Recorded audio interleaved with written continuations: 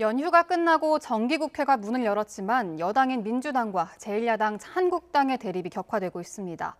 대북 문제를 두고 이견을 보이는 데다 심재철 의원실 압수수색 문제가 뜨거운 감자로 자리하고 있는데요. 국회 취재기자 연결해 자세히 들어보겠습니다. 박광열 기자. 네, 국회입니다. 네, 먼저 자유한국당 심재철 의원 비공개 예산 정보를 무단으로 취득했다는 의혹을 받고 있는데요. 관련해서 민주당과 한국당의 대립이 거세지고 있다고요. 네, 그렇습니다. 한국당은 오늘 오전 긴급 의총을 소집했는데요.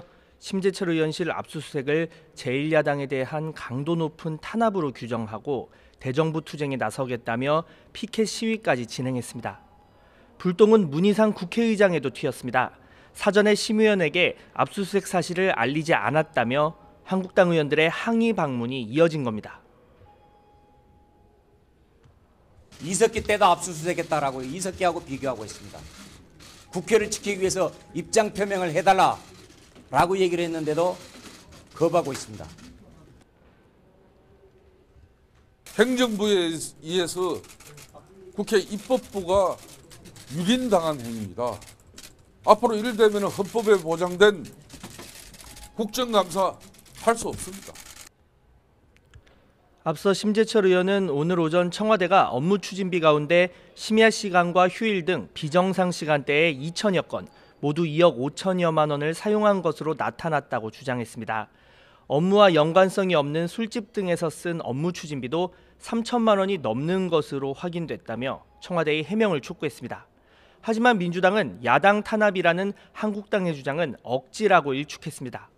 취득 과정에서의 불법성, 그리고 공개되어서는 안 되는 자료라는 점이 사태의 본질이라는 겁니다. 적반하장도 유분수입니다. 잘못은 저지른 도둑이 도리어 몽둥이를 들고서 나대는 꼴이 아닐 수 없습니다. 불법 탈취한 자료에는 대통령의 동선, 일정 등을 유추할 수 있는 내용과 정부 주요 예산 자료도 포함되어 있습니다. 민주당은 또 자료 유출 문제로 기획재정부와 맞고소한 심의원이 기재위 국정감사를 담당하는 건 부적절하다며 심의원의 기재위원직 사퇴를 촉구했습니다. 네, 이번엔 남북 문제를 보죠. 남북 대화의 성과를 놓고 여야가 계속해서 이견을 보이고 있죠.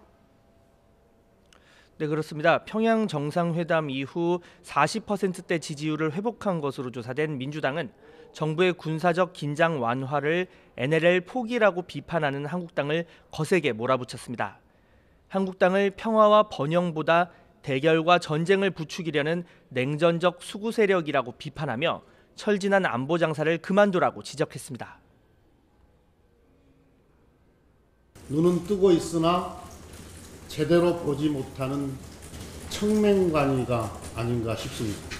수구 냉전적인 사고와 터무니없는 주장은 더 이상 우리 국민들이 들어주지 않는 공허한 메아리일 뿐입니다. 반면 한국당은 정부가 피로 지켜온 NLL을 일방적으로 놓아버렸다며 비판을 이어갔습니다. 정부가 평화 안보만 외쳐대면 모든 게 해결되는 것처럼 국민을 호도한다며 평화체제 구축은 핵폐기와 함께 가야 한다는 점을 강조했습니다. 핵무기를 머리에 이고서 우리가 평화를 이야기할 수는 없다는, 이것을 두고서 평화의 방관자니 어쩌니 이렇게 이야기하는 건 좀 부당하다고 생각합니다. 캐스팅 보트를 쥔 셈이 된 바른미래당은 판문점 선언 비준 동의를 위해 북한의 현재 핵 불능화 조치가 먼저라고 강조했습니다. 김관영 원내대표는 북한 역시 상응하는 절차를 진행해야 한다며 이같이 밝히고, 동시에 1년 동안의 비용이 아닌 구체적 비용 추계가 필요하다고 덧붙였습니다.